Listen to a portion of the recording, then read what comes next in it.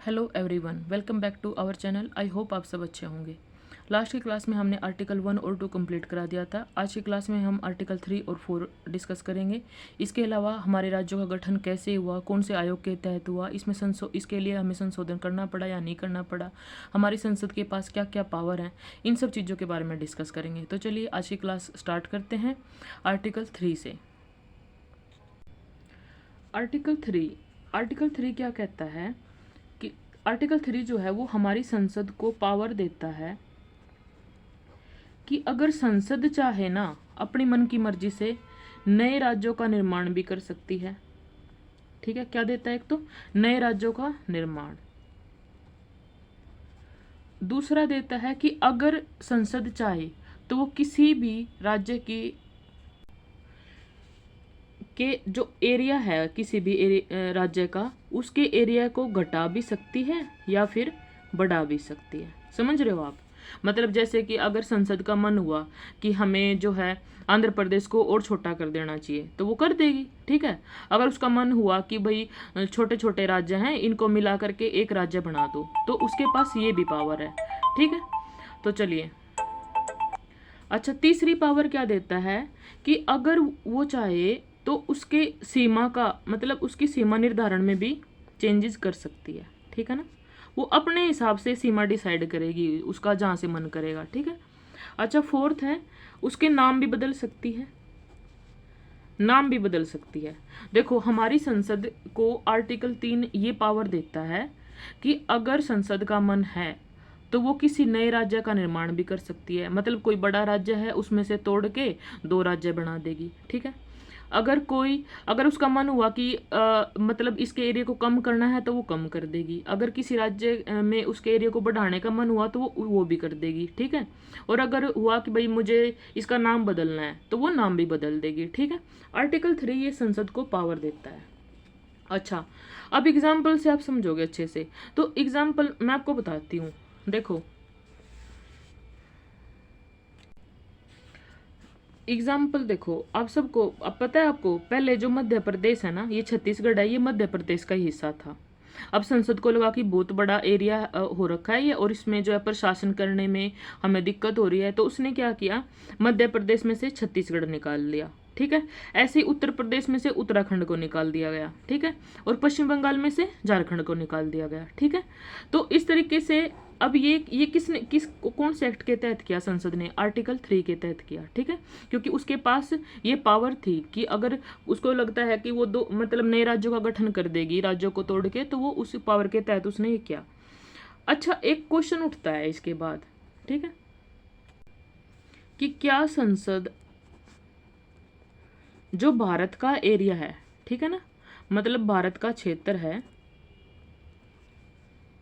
उसको अपनी मर्जी से चाहे तो किसी विदेशी राज्य को दे सकती है? मतलब उनका राज्य लेने की बात तो होगी है। ठीक है, आर्टिकल 2 के तहत होगी थी। अगर हमारा कब्जा हो जाता है या फिर अधिग्रहण कर लेते हैं हम उसका, तो उसके तहत हम ले लेंगे। लेकिन फिर एक क्वेश्चन उठा कि क्या संसद अगर चाहे तो वो भारत के कुछ एरिया को उठा करके अपनी मन की मर्जी से किसी पड़ोसी राज्य या फिर किसी और दूसरे देश को दे सकती है? तो ये मामला जब उठा ना, देखो बात, ये मामला उठा क्यों था, इसके पहले थोड़ा सा हिस्ट्री में जाते हैं। देखो, हमारे देश का जब अच्छा, ये तो आप सबको पता है ना कि सीमा का निर्धारण किसने किया था? 1947 में जब हम आज़ाद हुए तो भारत और पाकिस्तान करके बंटवारा हुआ ना हमारा। तो ये बंटवारा जब हुआ तो सीमा रेखा का निर्धारण किसने किया था?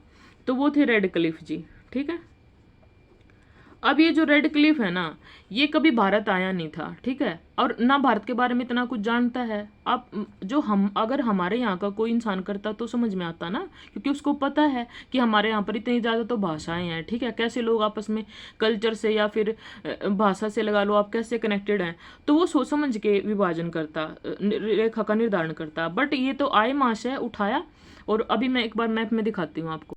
उठा करके सीमा रेखा का निर्धारण कर दिया। ठीक है, बोले कि अच्छा ये इधर वाला जो एरिया है, इधर मुस्लिम ज्यादा है तो इधर भी पाकिस्तान हो गया, और फिर ये, ठीक है। ये वाला एरिया है, ये भी पाकिस्तान हो गया, मतलब ये पूर्वी पाकिस्तान हो गया और ये पश्चिमी पाकिस्तान हो गया। ये बात किसने बोली? रेडक्लिफ ने। अब वो तो बोल के निकल गया। अब देखो इधर भी, अब देखो ऐसे शासन कैसे करेगा भाई पाकिस्तान। अच्छा, फिर ये जो पूर्वी पाकिस्तान है ना, इस पर कैसे ये बांग्लादेश बनता है और अलग से नया देश बनता है ना, इसके बारे में मैं आपको बाद में बताऊंगी, अलग टॉपिक है, ठीक है। अच्छा, अब बात आते हैं हम यहाँ पर, देखो ये है बांग्लादेश देश, ठीक है, और ये है पश्चिमी बंगाल, ये हमारे, ये अलग से देश है बांग्लादेश, ठीक है। अच्छा, थोड़ा सा जूम कर लेते हैं, देखो, हाँ ये बांग्लादेश हो गया और ये पश्चिमी बंगाल हो गया। तो बात, अब जब ये रेड क्लिफ गया ना, तो ऐसे ही उठा के अपना कहीं से भी रेखा निकाल दी, मन की मर्जी आई। पता चला कि भाई किसी का खेत तो पाकिस्तान में रह गया और घर इंडिया में रह गया, ठीक है। इसी तरीके से हो रहा था भाई, पता चला किसी का तो आंगन ही पाकिस्तान में रह गया, ऐसे ऐसे मतलब कुछ सोचा नहीं समझा नहीं, ऐसे ही रेखा निकाल दी। तो हुआ क्या कि यहाँ पर ना एक एरिया था पश्चिमी बंगाल में, ठीक है, और उसमें सारे मुस्लिम थे, ठीक है। और ऐसे ही बांग्लादेश में एक एरिया था, उसमें सारे हिंदू थे। अब इन हिंदुओं को आना किस में चाहिए था? हिंदुस्तान में। और जो ये पश्चिमी बंगाल में जो कुछ एरिया में, इसका नाम था बेरुबाड़ी, ठीक है, बेरुबाड़ी, इस जगह का नाम था बेरुबाड़ी, इसमें सारे मुस्लिम थे। अब ये कहाँ जाना चाह रहे थे? पाकिस्तान में जाना चाह रहे थे। तो अब उठा करके, तो अब थोड़ा मुद्दा गरमाया, ये जैसे गरमाया तो फिर हमारे उस टाइम पे नेहरू जी थे, नेहरू जी ने सोचा चलो एक काम करते हैं, जो हमारे ये हिंदू है ना, ये हिंदू एरिया, उसको तो अपने देश में ले लेते हैं पाकिस्तान से बात करके, और इनको जो बेरुबाड़ी है इसको उठा करके पाकिस्तान को दे देते हैं, ठीक है। लेकिन फिर अब उन्होंने सोचा कि कर लेते हैं, मेरे पास तो आर्टिकल 3 के तहत ये पावर है कि मैं नए राज्यों का निर्माण कर सकता हूँ, राज्य अगर कुछ भी मन की मर्जी आए। तो बात पहुंची सुप्रीम कोर्ट तक। सुप्रीम कोर्ट ने बोला कि नेहरू जी, आपके पास ये पावर तो है कि आप ना भारत के अंदर ही दो राज्यों को मिला सकते हैं, दो राज्यों को तोड़कर नया राज्य बना सकते हैं, ठीक है, लेकिन आपके पास ये पावर नहीं है कि आप भारत राज्य के किसी भी एरिया को, विदेशी क्षेत्र को दे सकते हो अपनी मन की मर्जी से, ठीक है। ये पावर आपकी आर्टिकल 3 के तहत नहीं आएगी। अगर आपको ये समझौता करना है ना पाकिस्तान के साथ, तो आपको संविधान में संशोधन करना पड़ेगा। अच्छा, मैंने आपको कल की क्लास में एक बात बताई होगी कि जो आर्टिकल 1, 2, 3 के तहत जो भी पावर है, 4 में मैं बताऊंगी। अब आर्टिकल 4 है इस मामले में कि जो 2 और 3 के तहत ये पावर मिल रही है ना संसद को, ये साधारण बहुमत से पारित हो जाती है, ठीक है। लेकिन इसके अलावा जो इम्पोर्टेंट मुद्दे हैं ना, अगर वो बिल पारित कराने हैं ना, तो वो किस में आएंगे? तो आर्टिकल 368 के तहत संशोधन होगा, मतलब संविधान में संशोधन करना पड़ेगा, तब आप ऐसा कर सकते हो। तो नेहरू जी को मना कर दिया उठा के उसने, ठीक है। तो फिर एक तो संविधान संशोधन होता भी है उस टाइम पे, 7वां संविधान संशोधन होता है, उसके तहत क्या करते हैं, ये इस एरिया को आपस में थोड़ा सा एग्रीमेंट कर लेते हैं, ठीक है। ये मुद्दा अभी तक भी चल रहा था, अब आके मोदी जी ने सुलझाया शेख हसीना से बात करके। बात ये है ना कि नेहरू जी का तो उस टाइम पे विरोध कर दिया था सबने, लेकिन मोदी के सामने कोई बोल नहीं पाया, तो अब ये मामला सुलटा है, आप देख लो, ठीक है। तो अब आपको समझ में आ गया होगा कि क्यों जो है ना ये, हाँ, ये पावर दी गई थी, ठीक है। अच्छा, सुप्रीम कोर्ट के इस आंसर, क्वेश्चन का आंसर तो मिल गया कि भाई वो उठा करके विदेशी राज्य को अपना क्षेत्र नहीं दे सकता, कोई भी, चाहे कोई भी सरकार क्यों ना आए, ठीक है। चलिए नेक्स्ट बढ़ते हैं। इस आर्टिकल 3 की पावर का मैं एक और नमूना बताती हूँ आपको। अभी देखो आप, जो ये आंध्र प्रदेश का विभाजन हुआ है, ठीक है, इसमें से अभी जो तेलंगाना निकला है, आपको पता है ये लोग विभाजन नहीं चाहते थे, और वहां पर ना विधानमंडल में ये बिल भी पारित हो गया कि हमें विभाजन नहीं करना है, बट वो ये गवर्नमेंट को करना था तो बोलते रह गए, ठीक है। तो विभाजन हो गया, आंध्र प्रदेश अलग बन गया और तेलंगाना अलग से बन गया, ठीक है। तो ये सब देखो, ये आंध्र प्रदेश में से तेलंगाना निकल रहा है, या फिर छत्तीसगढ़, मध्य प्रदेश में से छत्तीसगढ़ निकल रहा है, उत्तर प्रदेश में से उत्तराखंड, और पश्चिम बंगाल में से झारखंड निकल रहा है। ये किसके तहत निकाल रही है सरकार? ये आर्टिकल 3 के तहत उसको पावर मिली हुई है, ठीक है। अच्छा, चलो फिर आगे देखते हैं। यहाँ पर मैं ना आपको एक फैक्टर बताते हुए चलती हूँ। देखो, सबसे पहले भारत का विभाजन क्या हुआ था, देखो ये डूरंड लाइन खींची गई थी, ये यहाँ पर है। पहले तो ये बात कब की है? 1893 की बात है। उस टाइम तक तो भारत भी पूरा मतलब ये पूरा एरिया भारत ही था, भारत और पाकिस्तान नहीं बना था, ठीक है, आज़ादी से भी पहले की बात है। तो ये है डूरंड, अच्छा दिख रहा है आपको? हाँ, अब देखिए, ये डूरंड रेखा डिसाइड की गई थी, ठीक है। इसमें क्या किया गया था कि भारत और पाकिस्तान के बीच में विभाजन किया गया था, ठीक है। तो पहला विभाजन तो ये हुआ था कि अफगानिस्तान को निकाल दिया था, सॉरी मैंने पाकिस्तान बोल दिया, यहाँ पे अफगानिस्तान है, ठीक है। अफगानिस्तान को भारत से अलग कर दिया 1893 में, ठीक है, डूरंड रेखा खींच करके, ठीक है। अच्छा, फिर बात आती है 1935 की। 1935 में क्या किया गया, ये बर्मा को अलग कर दिया हमारे से, ठीक है, वो नया देश बना दिया इन्होंने, ठीक है। अब फिर आती है 1947 में पाकिस्तान को, ये पश्चिमी पाकिस्तान और पूर्वी पाकिस्तान करके अलग कर दिया। और बाद में फिर ये जो पूर्वी पाकिस्तान है इस पर अटैक होता है और कैसे करके ये फिर बांग्लादेश करके एक नया राज्य बनता है। इसके बारे में मैं अलग से वीडियो बनाऊंगी, ये IR का काफ़ी इंपॉर्टेंट टॉपिक है, ठीक है। तो इस तरीके से आप ना एक याद रखना, देखो 3 बार ये विभाजन हुआ है, ठीक है। तो मोटा मोटा मैंने बता दिया कि कैसे भारत छोटे छोटे टुकड़े, फिर लास्ट में जा करके हमें ये नक्शा मिला है, ठीक है। और अब जब देख लो, अब आप ये जब ये विवाद चल रहा है ना, अभी मैं आपको बताऊंगी कि कैसे नए नए राज्यों का गठन होता है, ठीक है, राज्य पुनर्गठन आयोग के तहत। और कुछ राज्य तो क्या करते हैं, भारत में मिल जाते हैं, बट कुछ मिलने से मना कर देते हैं। फिर उसके बाद क्या होता है कि कश्मीर में फिर कैसे कारगिल अटैक होता है, इसके बारे में हम अभी डिस्कस कर रहे हैं, ठीक है। अच्छा चलो, अब बात करते हैं कि अभी हमने आर्टिकल 3 तो देख लिया, अब आर्टिकल 4 पे आते हैं। एक बार आर्टिकल 4 करा दूं, फिर कैसे कौन से राज्य बने वो बताती हूँ, ठीक है। आर्टिकल 4 कहता है कि जो अभी हमने आर्टिकल 2 और 3 डिस्कस किए हैं ना, इनके तहत जो पावर दी गई है ना संसद को, वो आर्टिकल 368 के तहत नहीं आती। अब ये आर्टिकल 368 क्या है, इसका एक अलग से टॉपिक बनेगा। बस आप ये समझ लो कि अगर कोई भी बहुत ही ज़्यादा इंपॉर्टेंट संशोधन करना हो ना, मांग मनवानी हो, तो उसके तहत ना ये आर्टिकल 368 के तहत ही होता है। अब जो भी पावर संसद को 2 और 3 के तहत मिली है ना, आप दोनों लेक्चर को अच्छे से पढ़ना और देखना, ये सारे पावर तो ना संसद साधारण बहुमत से ही पारित कर देती है, ठीक है। मतलब साधारण बहुमत चाहिए संसद को, ज़्यादा बहुमत की जरूरत नहीं है। अच्छा, एक बात और बताऊं आपको, जैसे नए राज्य आर्टिकल 3 है ना, ये नए राज्यों का निर्माण हो रहा है, इसमें पता है सरकार क्या करेगी। देखो क्या हुआ, जैसे प्रधानमंत्री जी का मन हुआ कि उनको ना कोई नया राज्य बनाना है, ठीक है, तो वो जाएंगे राष्ट्रपति के पास, राष्ट्रपति को बोलेंगे, राष्ट्रपति जी एक काम करते हैं, इस राज्य को ना, कोई भी राज्य मान लो आप अपने मन की मर्जी से उठाएंगे, तो बोलेंगे कि अच्छा अभी रिसेंट हुआ ना जो ये आंध्र प्रदेश, इसको ही ले लेते हैं, ठीक है। जैसे प्रधानमंत्री जी गए राष्ट्रपति के पास, बोले कि मुझे क्या करना है, आंध्र प्रदेश में से तेलंगाना को अलग निकालना है, ठीक है। अच्छा, तो राष्ट्रपति से एक तरीके से ये पूर्व मंजूरी लेंगे। आप सबको पता है कि चलती तो प्रधानमंत्री की ही है ना, हमारा संविधान कहता है इस तरीके से है, ये तो बस नाम मात्र की, मतलब ऐसे ही ठीक है, इन्फॉर्मेशन नहीं देते एक तरीके से इनको, ये इसको मान लेते हैं कि इनकी पूर्व अनुमति है, ठीक है, इनको बोल दिया जा करके। फिर राष्ट्रपति बोलते हैं अच्छा मैं एक काम करता हूँ, मैं ना जाके उनकी जो आंध्र प्रदेश की विधानमंडल है उसके पास जाता हूँ और उनसे पूछता हूँ। तो ये गए, इन्होंने बोला कि भाई ऐसे प्रधानमंत्री जी आपका विभाजन करना चाह रहे हैं, तो आंध्र प्रदेश क्या करता है, आंध्र प्रदेश की विधानमंडल में ये बात रखवाते हैं, ठीक है। अब इनको ना एक टाइम लिमिट देते हैं, ये एक निश्चित समय सीमा, ठीक है, निश्चित समय देते हैं, कहते हैं कि इसी टाइम के अंदर अंदर हमें अपना डिसीजन बताओ कि तुम्हें ये बात मंजूर है या नहीं, ठीक है। अगर वो नाम चेंज करना चाह रहे हैं तो नाम मंजूर करना चाहते हो या नहीं, ये पूछेंगे। अगर बोल रहे हैं कि विभाजन करना है तुम्हारा, तो उस चीज़ के लिए तुम राजी हो, जो भी मांग है उसके बारे में पूछेंगे और उनको एक डेडलाइन दे देंगे, ठीक है। अब ये क्या करते हैं, अगर ये निश्चित समय के अंदर इन्होंने आंसर दे दिया यस का, तो विभाजन हो गया है, ठीक है। लेकिन अगर ये नो भी बोलते हैं ना, तो भी राष्ट्रपति इनकी बात मानने के लिए बाध्य नहीं है, ठीक है। मतलब ऐसा जरूरी नहीं है कि इनकी बात माननी ही पड़ेगी, किसकी, राज्य विधानमंडल की, ठीक है। तो ये सबसे इंपॉर्टेंट बात थी। तो अगर उनको मतलब देखो ये चाहे ना, तभी तो बोल रहे हैं कि अपनी मन की मर्जी से कर रही है संसद, राज्यों का अगर राज्य मना भी करना चाहेगा तो वो भी कर नहीं सकता है, ठीक है, तो भी उसकी मर्जी के खिलाफ भी ये कर देगी, ठीक है, तो उठा करके विभाजन हो जाएगा, ठीक है। अच्छा, ये बात बतानी थी, तो चलो हाँ अब आते हैं वापिस इस पे आर्टिकल 4 पे। तो अभी मैंने बताया कि आर्टिकल 2 और 3 के तहत जो भी संसद को जो भी पावर दिए गए हैं वो साधारण बहुमत से पारित करा देगी, उसको कोई विशेष संशोधन करने की जरूरत नहीं है।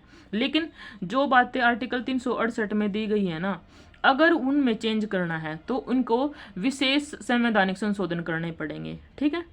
तो अब बात अब आती है यहाँ पर, तो जैसे इन्होंने क्या किया, फिर क्या हुआ, जैसे आज़ाद हो गए हैं हम, ठीक है, तो अब बात हो रही है कि राज्यों का पुनः, अब हमारे यहाँ पर देखो, जब हम आज़ाद हुए ना तो 552 रियासतें थी, ठीक है, 552 रियासत थी। इनमें से कुछ तो ऐसी रियासतें थी जिन पर, मतलब एक होता ना ब्रिटिश भारत, ब्रिटिश भारत का मतलब समझते हो आप, जहाँ पर ब्रिटिश का पूरा अधिकार था, ठीक है, मतलब ब्रिटिश गवर्नमेंट का पूरा अधिकार था, उसको बोलते हैं ब्रिटिश भारत, ठीक है। अच्छा, दूसरा आता है कुछ ऐसा एरिया जहाँ पर जो राजे महाराजे थे ना, मतलब उनका शासन था, लेकिन कर वो अंग्रेजों की मर्जी से रहे थे, बट अंग्रेजों ने क्या बोल रखा था, नाम मात्र के लगा लो या कुछ भी लगा लो, तो राजे महाराजाओं का शासन था, ठीक है। और कुछ ऐसा एरिया था जिन पर ना तो पूरी तरीके से वो ब्रिटिश भारत में था और ना ही उन पर राजा का था, मतलब आंशिक था इनका अधिकार, मतलब 50-50% लगा लो, 50% ये अपने आप से शासन कर रहे हैं, 50% ये ब्रिटिश गवर्नमेंट की बात मान रहे हैं, ठीक है। तो अब बात हुई पाकिस्तान और भारत की, ठीक है, तो पाकिस्तान में से तो 13 रियासतें मिली और वो निकल गया। अब हमें पाकिस्तान की तो बात करनी नहीं है, हमें बात करनी है इंडिया की, ठीक है, भारत की। तो जब बात आती है भारत की, तो फिर नेहरू जी ने बोला कि पटेल जी एक काम करो आप, अब ये जो 552 रियासतें हैं, इनको देखो, इनको मिला करके फेडरल बनाना तो मुमकिन था नहीं, तो इन्होंने बोला कि इनका यूनियन बनाओ आप, ठीक है, संघ बनाओ, और मुझे नहीं पता कैसे करोगे, तो ये काम मैं आपको सौंपता हूँ, ठीक है। इसीलिए पटेल जी को लौह पुरुष बोला जाता है, ऐसे ही नहीं बोला जाता। आज जो भारत है ना, भारत, इसको बनाने में पटेल जी का ही हाथ है, ठीक है, ये नहीं होते ना, ये तो कुछ नहीं होता, ये लगा लो आप, ठीक है। तो इन्होंने क्या किया, इन्होंने ये गए सबके पास, इन सब के पास गए, ठीक है, ब्रिटिश भारत। अब जब ब्रिटिश निकल ही रहे हैं 1947 में यहाँ से, तो उनका तो वो तो बोले हम तो भाई अपना एरिया तुम्हें दे देंगे, ठीक है, हमें तो कोई दिक्कत नहीं है, तुम पटेल जी को बोले ये वाला एरिया तो आप ले लो, ठीक है। अब बात आई राजे महाराजे की। अच्छा, ये आंशिक एरिया है, इसको भी बोल दिया इन्होंने आप ले सकते हो, लेकिन जो ये राजे महाराजे जहाँ पर थे ना, इनको बोला कि अगर आप चाहो तो अलग भी रह सकते हो, अलग से अपना देश भी बना सकते हो, और अगर आप चाहो तो पाकिस्तान में भी जा सकते हो, और अगर आप चाहो तो भारत में भी जा सकते हो, ठीक है। तो ऐसे ही इनमें से कुछ रियासतें तो क्या गई, पाकिस्तान में चली गई, कुछ भारत में चली गई, ठीक है। अब 3 ही बची थी, 3 रियासतें ऐसी बची थी, एक तो हैदराबाद, ठीक है, एक जूनागढ़, और एक जम्मू कश्मीर की, ठीक है।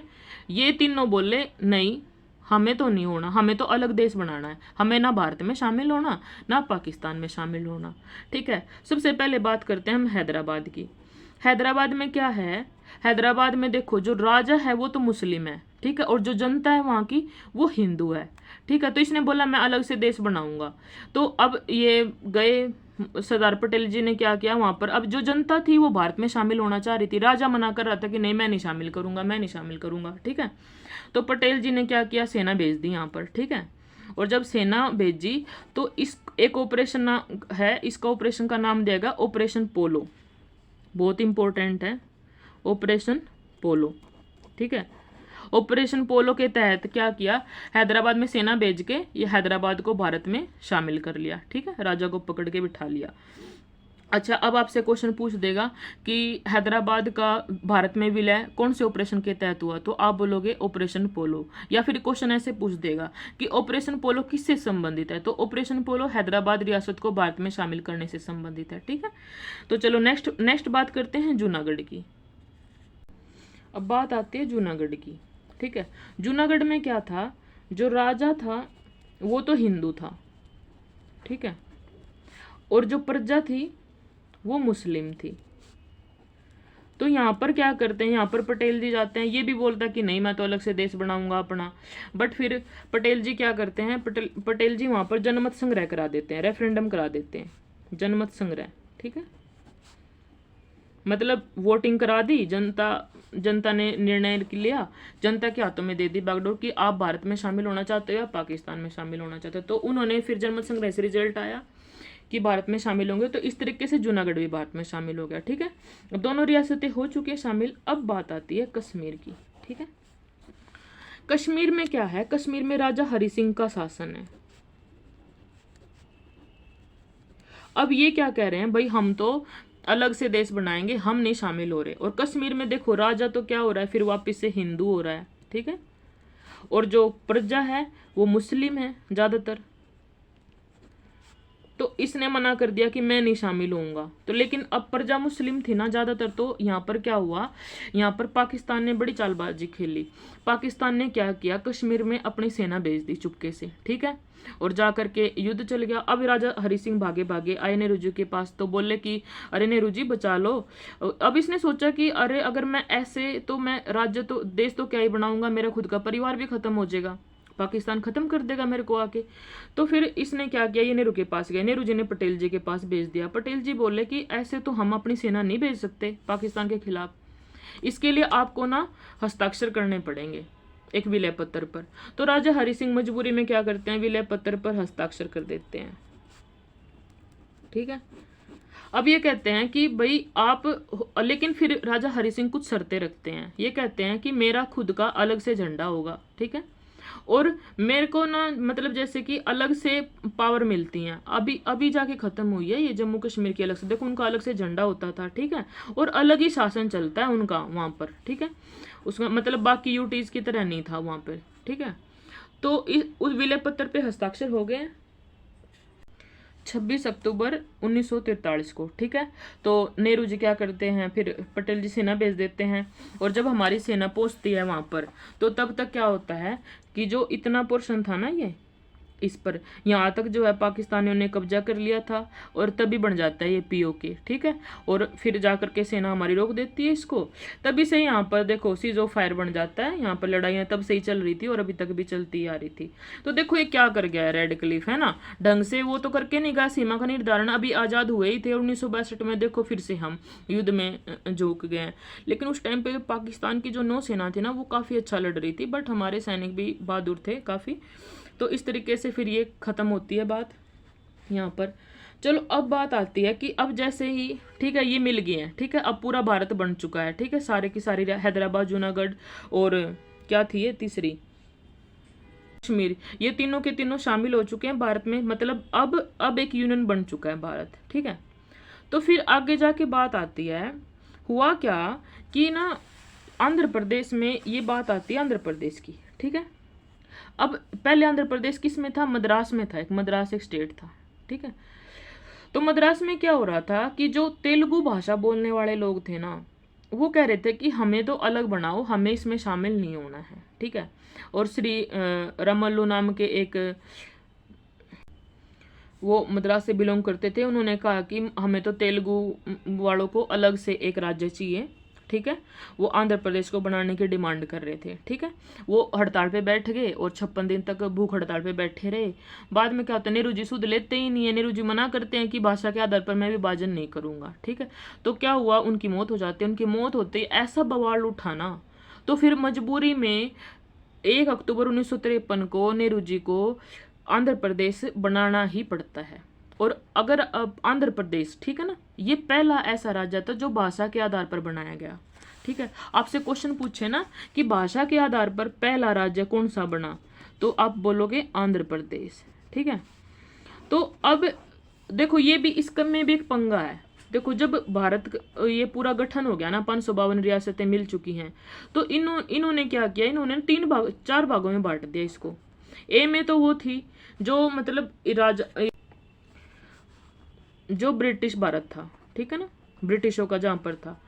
फिर बी भाग, ख भाग में क्या होते हैं, जो राजा महाराजाओं का एरिया था वो। और सी में उनको रखा गया, ग में उनको रखा गया जो बड़े बड़े एरिया हैं जिन पर आंशिक रूप से तो अंग्रेजों का अधिकार था और कुछ का पर नहीं था। अच्छा, डी में क्या करते हैं, ये यूटी बना देते हैं, ठीक है। इस तरीके से हुआ था। फिर क्या हुआ, फिर जब अब बात आती है राज्यों को बनाने की, तो सबसे पहले क्या हुआ, 1948 में एसके धर आयोग बिठाया गया और इनको बोला गया कि भाई आप ना ये बताओ कि राज्यों का पुनर्गठन कैसे किया जाए, राज्यों को कैसे बनाया जाए। तो अब जब ये हड़ताल पे बैठे हुए हैं श्री रामुलू जी, ठीक है, तो इनको बोल रहे हैं कि क्या इनकी बात मान लेनी चाहिए मुझे। नेहरू जी इनसे पूछते हैं कि क्या इनकी बात मान लूँ मैं, ठीक है, ये हड़ताल पे बैठे हैं, क्या मैं भाषा के आधार पर कर दूँ विभाजन राज्य का। तो इन्होंने क्या बोला, इन्होंने मना कर दिया कि नहीं, भाषा के आधार पर विभाजन नहीं होना चाहिए, ठीक है। तो नेहरू जी ने मना कर दिया। फिर उसी टाइम पर क्या आता है, एक समिति आती है, JVP समिति, जवाहरलाल नेहरू जी, पटेल जी और पट्टाभी सीतारमैन और नेहरू जी, वल्लभ भाई पटेल जी और पट्टाभी सीतारमैन, ये समिति भी बैठती है, ठीक है, ये भी अपनी रिपोर्ट सौंपती है। तो ये भी मना कर देती है कि नहीं, भाषा के आधार पर तो भारत का विभाजन, राज्यों का पुनर्गठन नहीं होना चाहिए।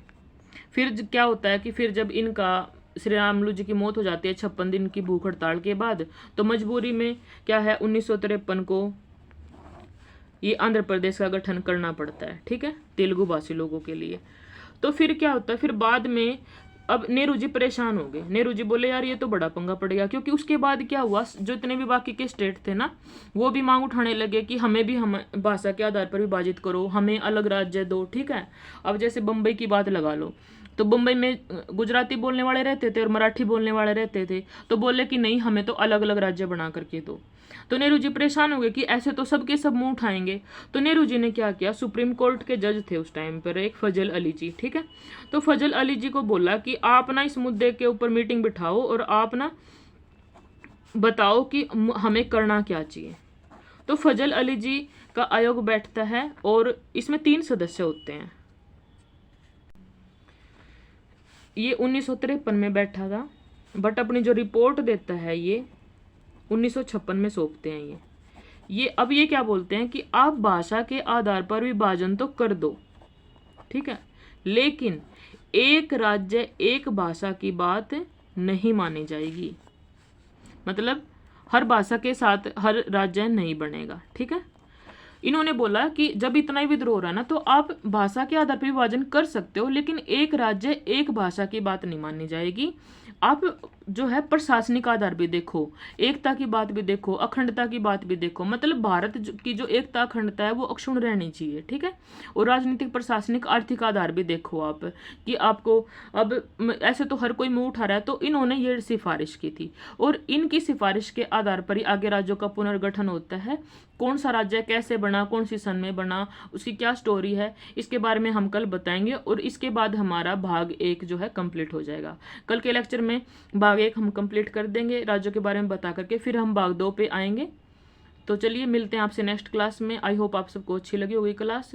Good luck, good study, thank you so much.